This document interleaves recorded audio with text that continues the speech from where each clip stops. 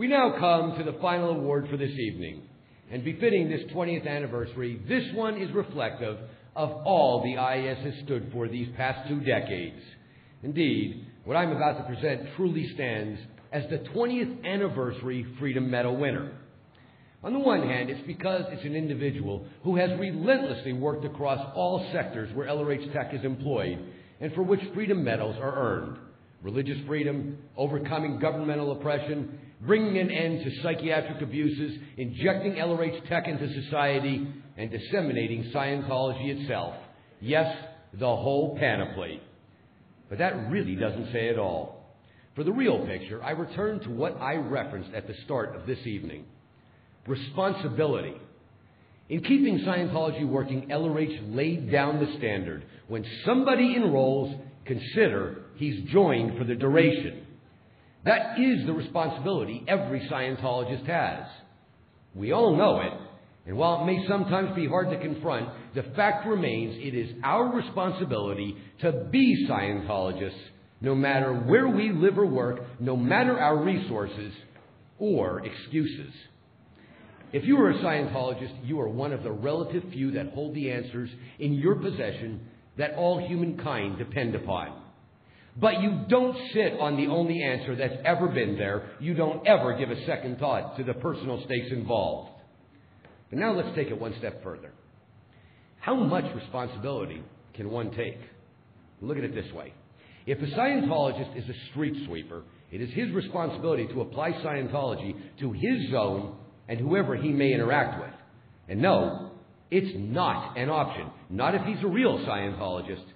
And when his head hits the pillow each night, he'd better know he did all he could. Yes, all manner of reasons could exist to not do so, but let's face it, he might be able to fool others, but not himself. Similarly, a housewife has the same responsibilities for her family and extending out to the school her children attend and so forth. Then again, a corporate executive. It isn't a matter of simply being a wise member or a this member or a that member. When you stepped on the path and had your first cognition, you also became a part of the urgent mission to carry it forth. But let's take it another step. How much does one have to do to take responsibility for doing all he can? It's easy to see that the zone of influence of the corporate executive could be greater than the housewife, which in turn could be greater than the street sweeper. That may not seem fair, but neither is life. And it has zero to do with what others might say. No, it rests on one's own shoulders, and it's the individual himself who must know he's doing his part and all he can do.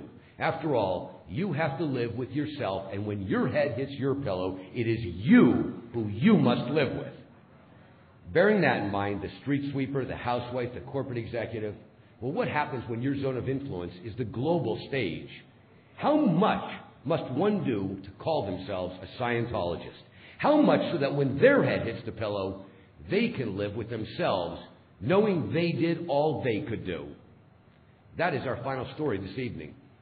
It's a story that affects every Scientologist, for all of us are the beneficiaries of what he presents. And that is why it is my honor to present our first Freedom Medal of Valor to the most dedicated Scientologist I know. There is a worldwide arena where the game is played for the fate of whole populations. Where one side schedules entire generations for psychiatric drugging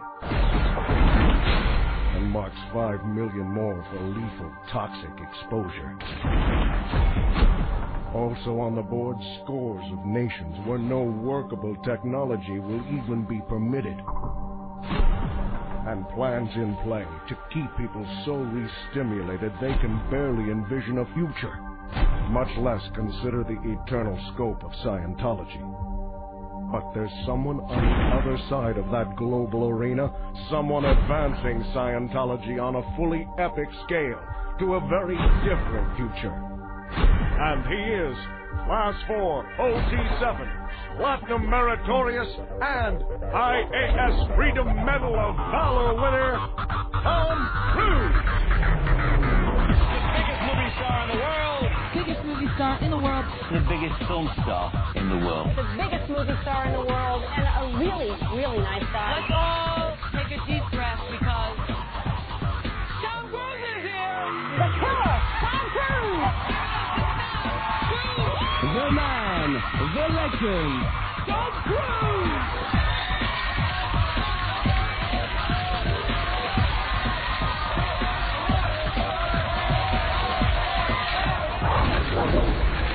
And while it doesn't get any hotter than under the lights on a global stage where every move translates into countless impressions, what he does on that stage is another matter entirely. For with that kind of influence also comes an individual responsibility, experienced by only the rare few in history. And for those who own up to it, well, that's the story of Tom Cruise, Scientologist.